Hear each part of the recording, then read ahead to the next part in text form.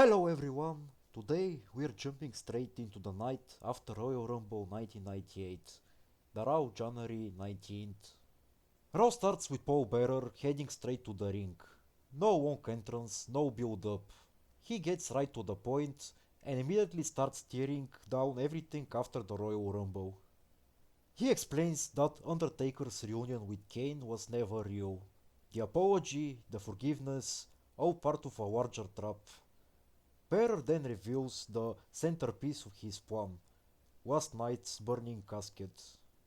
Then suddenly the arena goes dark. Druids roll out of a charred casket, flames ignite around it, the lid lifts, and Kane rises from the smoke, calm and terrifying. No Undertaker, no interruption. Just silence and tension as Paul Bearer proclaims Kane as the last surviving member of their family. Right after that intensity, the show pivots to D-Generation X wandering backstage like they own the building. Triple H gloats about his Rumble performance, Shawn Michaels jumps in too, cracking jokes about The Undertaker being nowhere to be found. Their search for The Undertaker quickly becomes a running joke. They drift through the highway, messing with anything they find, before finally pulling into a limo with the girls. China doesn't react, she's simply done with their nonsense. It's classic DX, childish chaos, sharp timing, and a total contrast to the opening darkness. Next, we had DOA versus the Nation of Domination. The match begins with high energy, with Dio Brown going up top, taking a risk and crashing hard. Chains gets the tag, starts stringing offense with his partner, and feels like the match is finally settling into shape. Then everything unravels. Fights spill out. Referee control disappears. Both sides stop caring about rules, and the official has no choice but to call a double DQ. The moment the bell rings, reinforcements hit the scene. Rock and Mark Henry charge in, followed by Shamrock and Ahmed Johnson. It becomes less of a match and more of a brawl that just happens to take place around the ring. Next, Mark Merrow with Sable versus Tom Brady. What starts as a standard mid-card match slowly builds into something more interesting.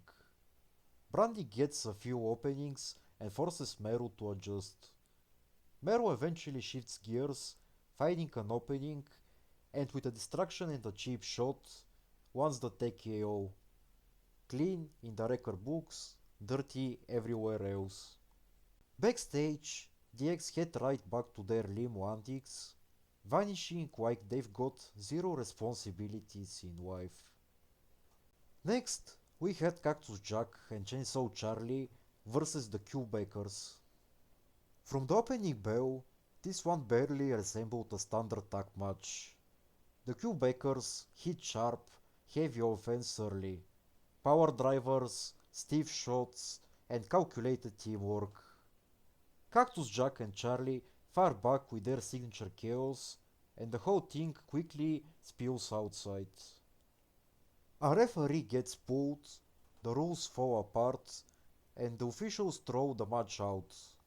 But the bell doesn't stop anything. The fight just continues until everyone is too tired to swing another chair. A segment built entirely on chaos, and it delivers exactly that. Next, we had NWA North American title match. Jeff Jarrett taking on Bradshaw.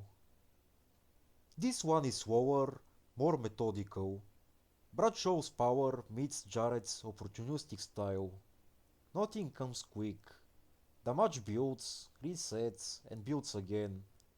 Then Barry Windham appears. He steps in at just the right moment, turns heel without hesitation, and hands Jarrett the win. No shock value, no rush twist. Just a steady turn that pushes the NWA story forward. After the intensity of the opening and early matches, Raw pivots to a mix of comedy and heat. Undertaker's iconic music hits, lights flash, and the arena expects the dead man himself to descend from the rafters. The suspense builds, and then the Undertaker in the ring is Shawn Michaels. Triple H and China appear alongside him, dragging a barbecue grill to the ring. Shawn wears a chef's hat, Triple H wears a suck the cook apron, and China brandishes a giant sausage. It's an over the top, ridiculous parody of The Undertaker's persona.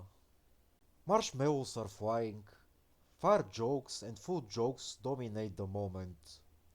For a few minutes, it's pure chaotic comedy, childish, gross, and absurd. After the laughs, Triple H pivots to business. He challenges Owen Hart to a European Championship match next week on Raw, claiming it will be a man vs. boy showdown. He also takes a shot at Ric Flair, mocking Space Mountain as Salt and Broken. Shawn Michaels jumps in with his own roasting, reminding everyone he won the Royal Rumble without any help, cementing his status as the showstopper and the main event star. Then Shawn gets serious.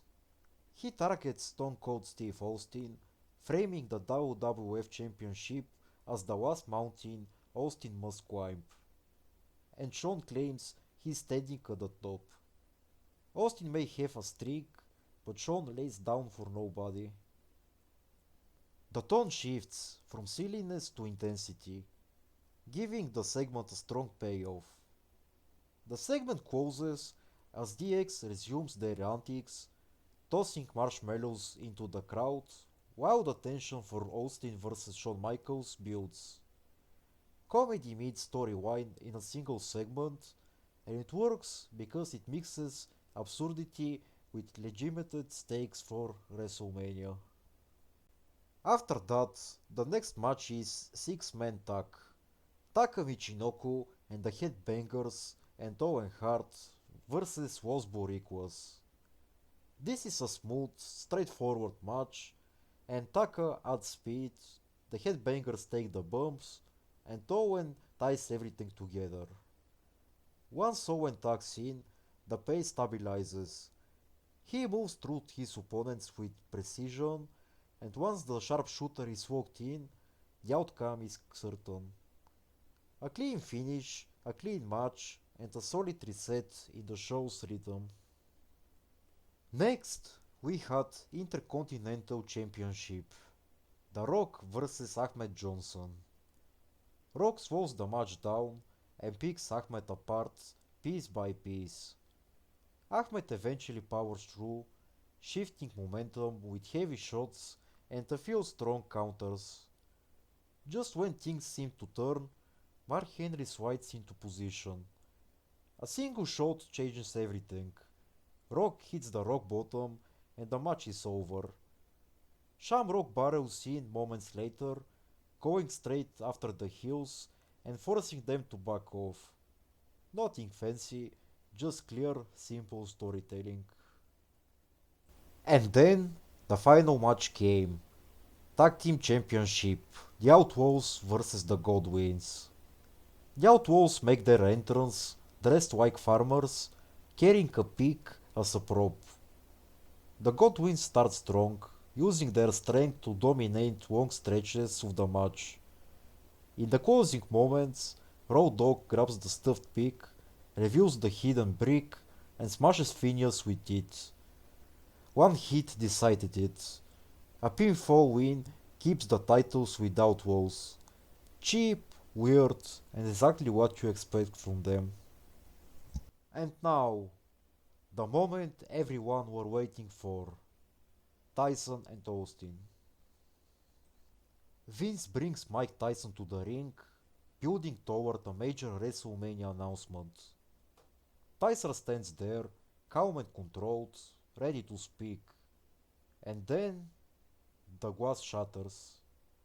Austin hits the ring with purpose, steps right up to Mike Tyson, and makes it clear he doesn't care who Tyson is or what he represents. He acknowledges Tyson's reputation and still refuses to show any respect. The moment he flips Tyson off, everything erupts. Tyson shoves him, Austin fires back. Security floods the ring, Vince screams, bodies crumble in every direction. It's wild, it's messy, and it hijacks the entire episode. One confrontation becomes the defining moment of the night, or maybe the year. Tonight wasn't about much quality or long term wrestling masterpieces. This episode was about energy, characters, and setting up the tone for the road to WrestleMania. The biggest standouts were Paul Bearer's ruthless reveal, DX's ridiculous backstage segments, and the Tyson Austin confrontation that completely stole the show. Everything else filled in the gaps, building a night full of motion and attitude. If you enjoyed this recap, don't forget to like, comment, and subscribe for more classic WWF reviews. Thanks for joining me, and until next time, I'll see you at ringside.